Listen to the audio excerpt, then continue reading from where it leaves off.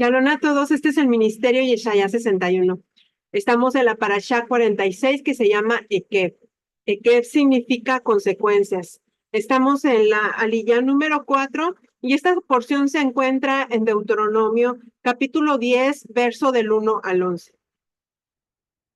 Padre eterno de la gloria, Señor, te glorificamos, bendecimos tu santo nombre, te pedimos que seas tú ayudándonos a entender, a comprender de tu palabra. Danos palabra rema, Señor, que este maná nos alimente nuestro espíritu, Señor, que nuestro espíritu sobresalga, Señor, y sea menguada nuestra carne. Señor, te entregamos nuestra vida, nuestros pensamientos, nuestra boca, Señor, que seas tú hablando, Padre, y también abriendo nuestro entendimiento, Padre bendito, para poder hacer tu obra. Gracias, Padre, en el nombre poderoso de Yeshua HaMashiach te lo pedimos. Baruch atah Adonai noten ha-Torah. Bendito eres tú, Señor, dador de la Torah. Y la palabra del Eterno dice, en aquel tiempo el Señor me dijo, lábrate 2 tablas de piedra como las anteriores y sube a mi monte y sube al monte y haz un arca de madera. Yo escribiré sobre esas tablas las palabras que estaban sobre las primeras tablas que quebraste y las pondrás en el arca.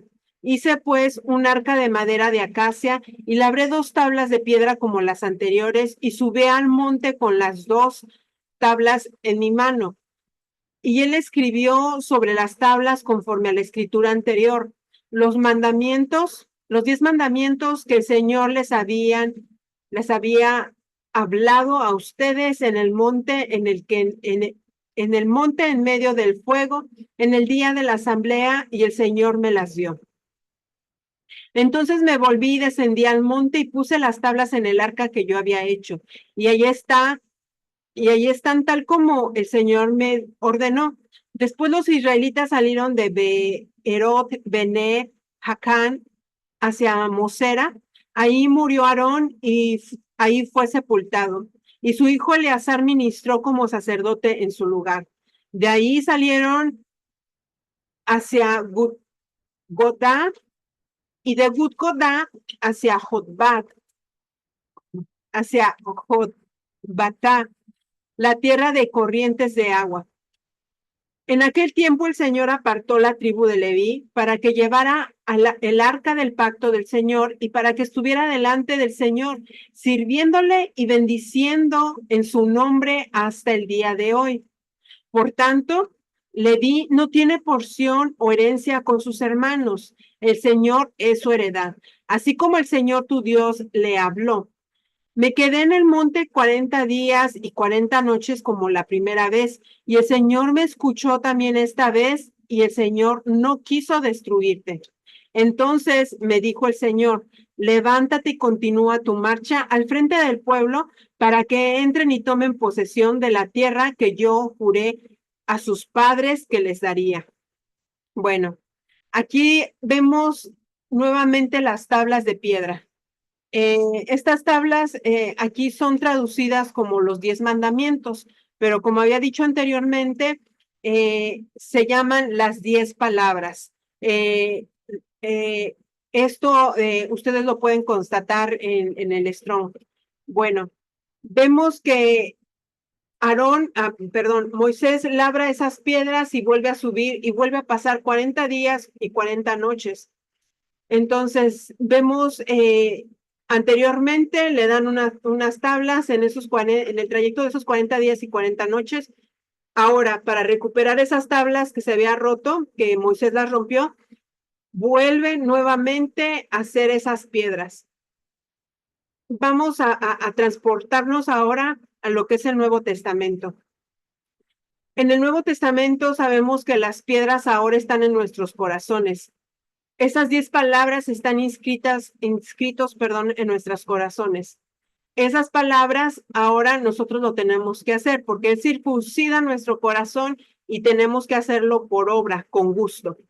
Entonces, esto lo vemos no como algo que ya viejo. ¿Me explico? Espero que me entiendan a dónde voy. Estas instrucciones, estas 10 palabras, las rompió Moisés y se perdieron. ¿Qué es lo que está pasando hoy en día? El pueblo fue disperso, se rompió un manto, una prenda no recuerdo si fue de un rey o un profeta, y él profetizó que las 10 tribus iban a dispersarse, que iban a ser separadas. Entonces vino eso en la temporada cuando murió Salomón. Su hijo empezó a gobernar y en esa temporada fue cuando sucedió esa profecía. Ahora, en la dispersión, muchos se olvidaron del Eterno y hay un profeta que dice que iba a traer a su pueblo no conocido, que nunca lo conoció, lo iba a traer hacia él. Y es lo que está sucediendo hoy en día. El Señor está trayendo a ese pueblo que no lo conocía realmente, que no tenía la capacidad de entender lo que el Señor estaba obrando. Asimismo, hoy en día, Él nos da la capacidad de entender estas palabras. Moisés tiene que volver a renovar esas tablas y presentárselas al Señor. ¿Para qué? No para abolir, no para destruir, no para deshacer esas palabras, esas 10 palabras que anteriormente ya estaban escritas. Vino nuevamente para que sean confirmadas. ¿Qué es lo que pasó con Yeshua? Él vino no para abolir, no para abrogar ni los profetas ni la Torá. Él vino para confirmar. ¿Y cómo lo iba a confirmar? A través de su conducta, a través de lo que él predicaba, porque no iba a predicar una cosa y actuar de otra manera. Me explico, como hoy en día encontramos a muchos predicadores que hablan una cosa, pero en su vida íntima, en su vida social, son unas personas totalmente diferentes. Entonces, aquí vemos esa renovación, lo que le llaman el pacto renovado, pero no, espero que me expliquen. Es como algo que lo está tipificando aquí mismo. Entonces, vemos cómo él les hace recordar que Leví no tiene porción con ellos. Entonces, ¿quién es su heredad? El Señor. Entonces, eh, el Señor ya después les da la luz verde y les dice que sigan, que se levanten y sigan marchando para entrar a esa tierra. Bueno, yo creo que hasta ahí es mi comentario hasta el momento.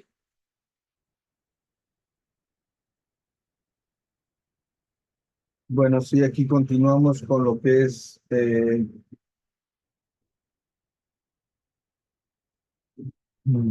la parashá de esta semana. En esta ocasión, en este día, comenzamos en el capítulo 10, en el versículo 1, el cual nos habla acerca de las segundas tablas que tenía que hacer Moisés, pero también notemos que le dice que tiene que hacer una arca de madera.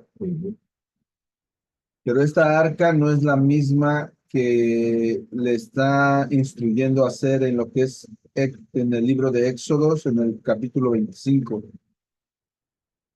Porque si recordamos, esa arca tenía que construirse de madera de acacia. Y aquí le está diciendo que haga una arca de madera de cedro. Entonces, esta arca se podría decir que es como algo ah, provisorio, algo que él tenía que hacer por mientras en lo que construían lo que era o iba a ser el arca de la alianza.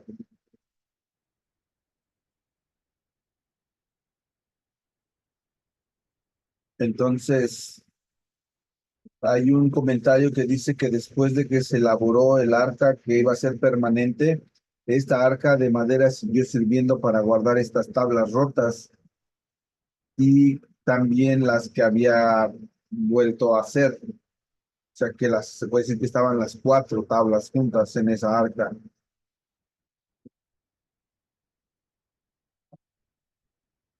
También hay otro comentario que nos decía que estas dos arcas nunca se usaban simultáneamente. Entonces vemos que esta arca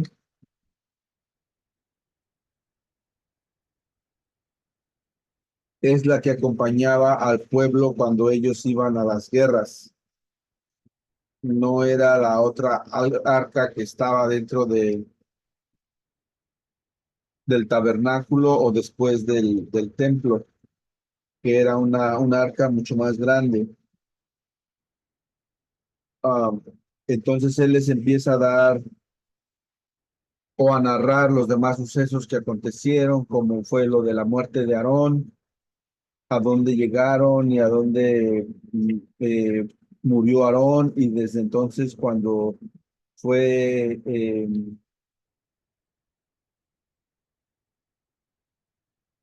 fue dedicado o tomó la posición su hijo, Eleazar, y de ahí a donde ellos viajaron. Entonces, también les empieza a explicar cómo los levitas fueron o tuvieron el privilegio de convertirse en esa legión o en ese pueblo que fue escogido para darle el servicio al Eterno. Y esto fue gracias a que ellos se mantuvieron leales a Dios y a Moisés. Entonces, recordemos que estos levitas o este término de Leví o de la tribu de Leví incluye tanto como a los sumos sacerdotes como a los levitas. Todo en conjunto son levitas. De ahí le empieza a explicar que tuvo que subir otra vez otros 40 días, así como ya había subido los otros 40 anteriormente. Entonces vemos que después de que él sube estos 40 días, ahora Dios está mostrando o está enseñando una buena voluntad hacia el pueblo de Israel, como había sido antes de lo que ellos hicieron, la idolatría acerca del becerro de oro. Entonces vemos que ellos encuentran gracia nuevamente ante los ojos del Eterno y les vuelve a dar ese pacto, esa acta de matrimonio, se las vuelve a extender. Y hay ¿hasta cuál versículo llegaste? 11. Ok, oh, sí, entonces yo creo que ahí se queda el comentario en lo que el Eterno tiene gracia sobre su pueblo y les vuelve a dar esa, pues sí, esa carta de matrimonio, esas tablas con las 10 palabras. Amén. Pues bueno, yo creo que es todo por el día de hoy. Vamos a parar esto. Ahí está. Y vamos a comenzar la oración. Espero que se esté entendiendo todo. Esto tiene un fin. ¿Y cuál es el fin? Ayudarte en tus estudios. Que juntos podamos avanzar y poder ayudar a otras personas que no pueden entender la palabra. Hay muchos que ahorita se están levantando en el estudio de la palabra, pero hay veces que hasta niegan la misma palabra. Y para mí eso es contradictorio porque ¿por qué enseñan la palabra si no la están conociendo y no están percibiendo y la quieren cambiar? ¿Me explico? Y no es interpretación personal como dijo Pedro, sino que es una interpretación en la cual nosotros podamos acercarnos confiadamente al Señor y decir, ¿es esto lo que tú quieres decir? Y Él nos va a dar la palabra, nos va a empezar a guiar y nos va a decir si sí o no. Por dónde vamos, por dónde no. Y ese es el punto. Bueno, vamos a terminar. Ay, perdón, no encontraba el cursor. Vamos a terminar con una oración. Padre eterno de la gloria, Señor, gracias, Padre, por esta palabra que tú nos has entregado el día de hoy. Ayúdanos, Padre, que estas palabras, Señor, sean guardadas en el arca de nuestro corazón, Señor. Donde está tu presencia, Padre, hay libertad, hay gozo, Señor. Que asimismo empecemos a percibir lo que tú estás haciendo en nuestras vidas y transformarlas por medio de tu dabar, de tu palabra. Gracias, Padre de la gloria. Bendice a cada alma, Señor. Bendícelos, por favor, Padre.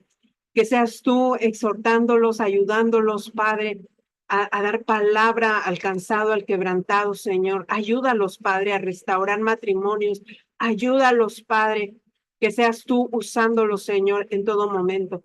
Gracias, Señor. Te lo pedimos en el poderoso nombre de Yeshua HaMashiach. Amén. Bueno, que tengan un bendecido día, tarde o noche y shalom a todos. Bendiciones.